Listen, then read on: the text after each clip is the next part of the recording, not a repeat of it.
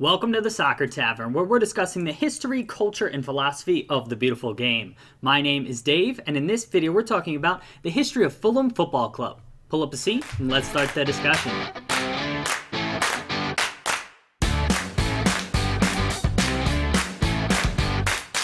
Fulham FC is located in the western, slightly southern part of the city of London. London is located in the southern central part of England in the United Kingdom. The club currently play in the Premier League and its home ground is called Craven Cottage. Craven Cottage opened in 1896 and currently holds about 26,000 people, although it has plans to expand to about 30,000 people in the near future. Fulham FC is one of London's oldest clubs after being founded in 1879. At that time, a teacher and church warden organized a team for local boys at the Fulham St. Andrew's Church. The team played for about 10 years under the Fulham St. Andrew's name before becoming Fulham Football Club in January of 1889. Fulham FC is still its official name about 130 years later. The club had a nomadic existence in its early years before finally settling on a piece of land in 1894 along the River Thames for its home ground.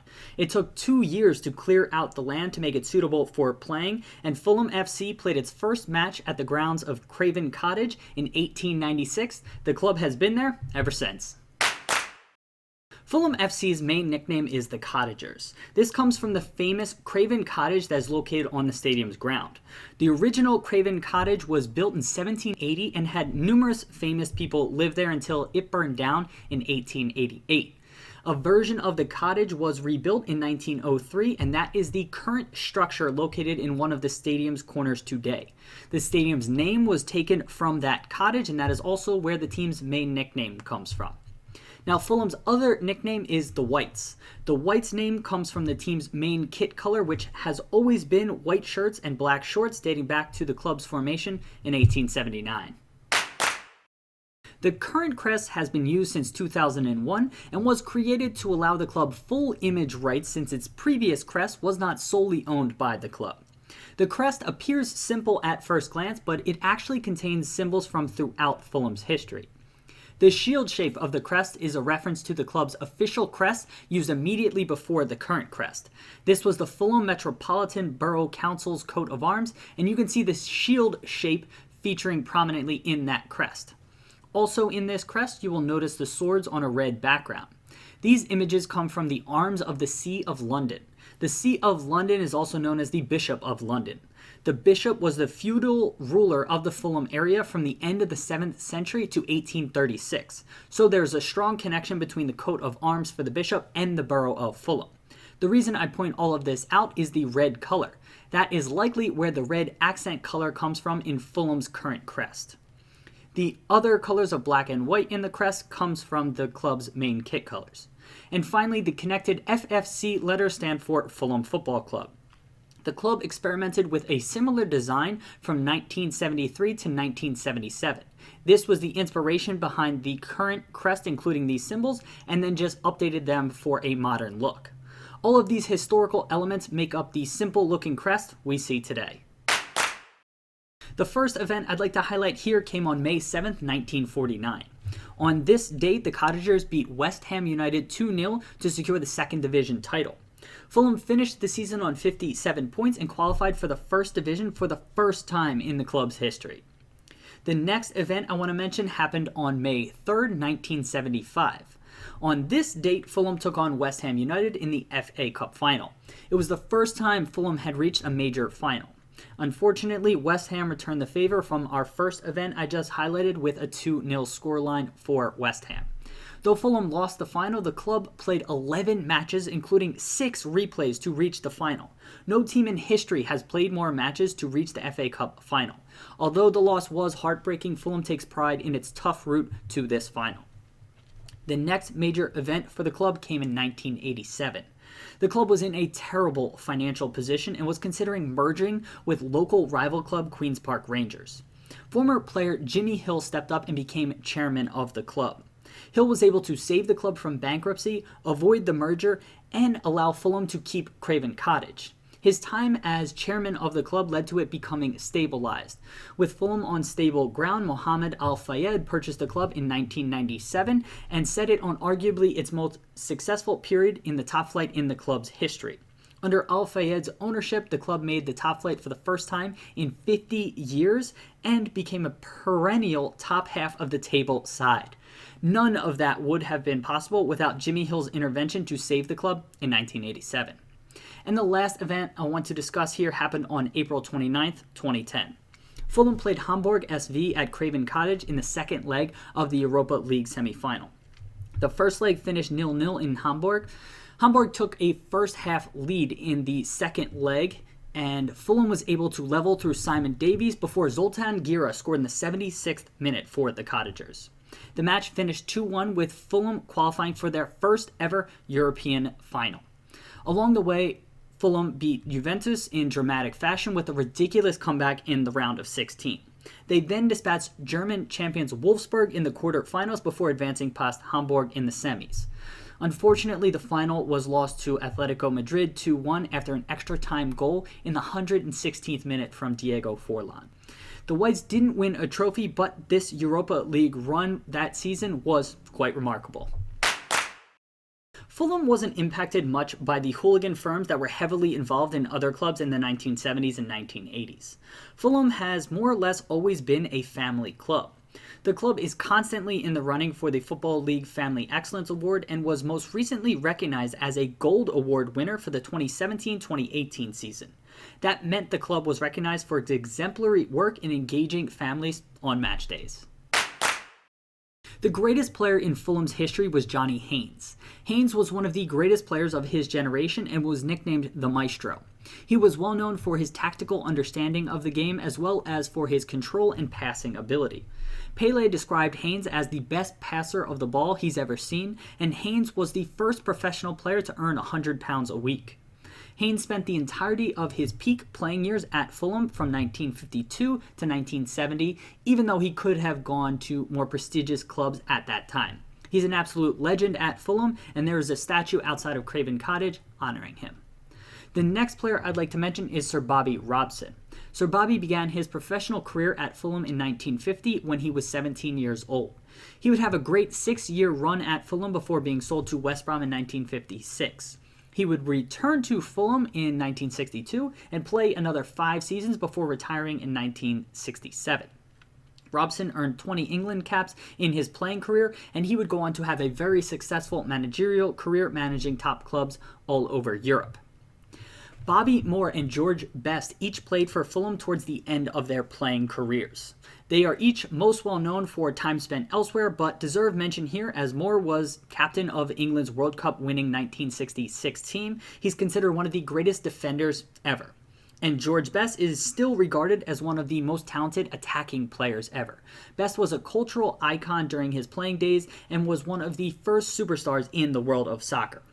I also want to highlight Jimmy Hill here. Hill didn't have the most exemplary playing career, but he was involved in many events that helped shape the future of soccer in England and at Fulham FC. Hill was president of the Professional Footballers Association and successfully fought to have the maximum wage cap abolished. After his playing career, he moved into broadcasting and helped change the way soccer was presented on television. Hill also successfully convinced the FA to introduce the 3 points for a win system in 1981 and campaigned for clubs to be able to wear sponsor logos on their shirts. This is all in addition to saving Fulham FC in 1987, which we talked about in our last section. Although Hill wasn't the greatest player, his influence on the game is likely the greatest of any Fulham player in the club's entire history. Lastly, being an American, I want to highlight a couple American players that have played at Fulham over the years. Specifically, I want to highlight Carlos Bocanegra, Brian McBride, and Clint Dempsey. Bocanegra was a longtime captain for the U.S. men's national team. He was a fantastic leader and serviceable defender. Boca played at Fulham from 2003 to 2008. McBride was a hard-nosed attacker who was stellar in the air. He played at Fulham from 2004 to 2008 and was twice named Player of the Year for the Cottagers. There's a pub at Craven Cottage named McBride's in honor of him. And Dempsey was a skilled attacker who played at Fulham from 2007 to 2012. He scored one of the most memorable goals in Fulham history against Juventus in the Europa League with an incredible chip, and Dempsey is tied as the all-time leading scorer in U.S. men's national team history. For a club that's been around almost 140 years, it's slightly surprising that there aren't many legendary managers in the club's history. Most managers I'm going to highlight here are more famous for their time spent elsewhere, but they're definitely noteworthy. Jimmy Hogan only had a short run as Fulham manager. He managed 31 matches from 1934 to 1935. His time at Fulham was unremarkable, but Hogan is seen as one of the tactical pioneers in the world of soccer. He is largely credited with inventing total football, which was eventually made famous by the Dutch in the 1970s. He revolutionized soccer in continental Europe and is world-renowned for his influence on the game.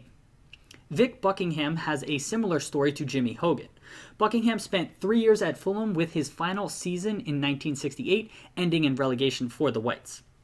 It was pretty unexceptional, but before joining Fulham, he made quite an impression on Ajax in the Netherlands. While managing there, Buckingham discovered a 12-year-old named Johan Cruyff and brought him into the club's academy.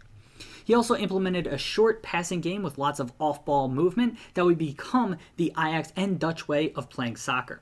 In his second stint with Ajax, he would give Cruyff his debut for the first team. Buckingham returned to England and managed Fulham before going to FC Barcelona. There he would implement a similar style to Ajax that has seen Barcelona become world famous. Buckingham didn't have the greatest time at Fulham, but had an enormous influence on the world of soccer. And the last manager I'd like to highlight here is Kevin Keegan. Keegan was a fantastic player during his career and nearly won the Premier League as manager with Newcastle United. So when he took over as manager at the end of the 1997-98 season, there was a lot of excitement from Fulham supporters. Keegan led Fulham in the second division for the 1998-1999 season as the team set all kinds of offensive and defensive records that season. Unfortunately for Fulham fans, the success led to Keegan being poached by the English FA to manage the English national team. His tenure at Craven Cottage ended on sour terms less than a year after being appointed. Still, Keegan was instrumental in getting the Whites back to the first division for the first time in 50 years. Fulham's two main rivals are Chelsea and Queen's Park Rangers. Matches between Fulham, Chelsea, and Queen's Park Rangers are all called West London derbies because the three clubs are located in West London. Fulham considers Chelsea to be their main rival. The two clubs are both located in the Fulham neighborhood of London, and their stadiums are less than 2 miles apart. Since Chelsea's rise over the last few decades to become one of the best clubs in England, this rivalry has faded a bit. Chelsea supporters don't even consider Fulham to be a rival, which infuriates Fulham supporters even more. Though the rivalry isn't quite intense from both sides, the two clubs have a long history. Chelsea was actually formed when Fulham declined to move into Stamford Bridge back in 1904. Stamford Bridge is Chelsea's home stadium. With Fulham back in the Premier League now, supporters will be excited to continue this derby. Fulham's other main rival is Queen's Park Rangers. QPR is located about 3 miles to the north of Fulham. In the modern age of soccer, Fulham and QPR are closer to each other in terms of financial and on-field competitiveness. Both have bounced between the Championship and Premier League in recent years and have met each other many times across the divisions in England. There actually was an attempted merger of the two clubs back in 1987, which we already talked about, and both sets of supporters were not excited about that. Fulham was also forced to use QPR's home stadium of Loftus Road in 2002, while Craven Cottage was being renovated. All of these events have helped grow this into quite a great rivalry. I also wanted to briefly mention Brentford and Gillingham, as they are sometimes mentioned as Fulham rivals. Brentford is also located in West London, with its home ground being about 5 miles west of Craven Cottage. Fulham fans generally look down on Brentford fans as they've been less relevant, but with both clubs playing in the Championship the past few seasons, this geographical rival does deserve mention. And lastly, I wanted to mention Gillingham here. In 1998, a Gillingham supporter killed a Fulham supporter outside of Gillingham's home stadium after a match between these two clubs. The tragic incident led to hostilities between the fan bases for a number of years, but as Fulham has risen up the divisions while Gillingham has remained lower in the English pyramid, this rivalry has dissipated a bit. The stats and records we're about to discuss are as of July 2018, which is when we are recording this video. Fulham have played 26 seasons in the top flight in their history. The Whites have no major titles, but they do have 3 second flight titles and a UEFA Intertoto Cup from 2002. The club's record first team appearance holder is Johnny Haynes with 658 appearances. The Cottagers' record goal scorer is Gordon Davies with 178 goals. Fulham's record transfer purchase was Jean-Michel Seri from Nice in France on July 12, 2018 for about £25 million. And the club's record transfer sale was Moussa Dembele to Tottenham Hotspur on August 29, 2012 for about £15 million. And one last interesting fact about the Whites, Fulham were the first team in Premier League history to play a player with South Asian origin. This happened in April 2004 when Zesh Rehman, who had Pakistani heritage, made his debut for the club. So there you have it, a bit of history on Fulham Football Club. Let's continue the discussion in the comment section below the video. Thanks for stopping by the Soccer Tavern. Hope to see you again soon. Cheers!